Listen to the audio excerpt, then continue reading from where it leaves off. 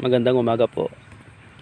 Ito po yung subdivided lot natin na kamanggahan po siya. Yan po. Ito po yung mga puno ng mangga.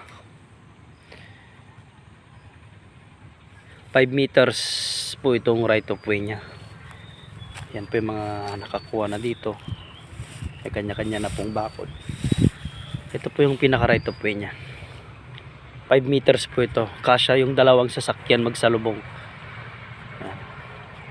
Installment lot po ito, installment 50,000 down payment nyo po, tapos yung remaining balance po is 18 months mo siya nang babayaran. 18 months yan.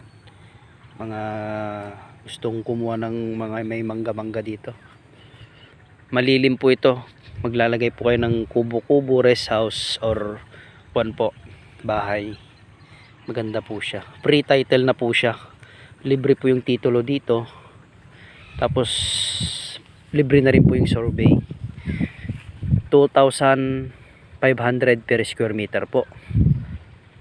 Ang pwede nyong kunin 200, 250, 300. Depende po yan sa gusto nyong kunin. Ang minimum cut lang po namin is 200 square meter. Kung cash payment po kayo, 10% discount. Yan. Kung installment po, 2,500 per square meter po siya. Tapos down payment po 50,000 down.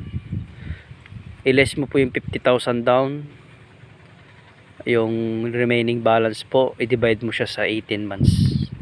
Yun po yung magiging monthly nyo.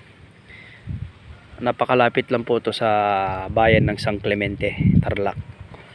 Walking distance lang po. Paglabas nyo na po dyan, nandyan na po yung 7-Eleven, palengke. Yan. Dito po yan sa San Clemente, Nagsabaran. San Clemente, Tarlac po. Barangay Nagsabaran.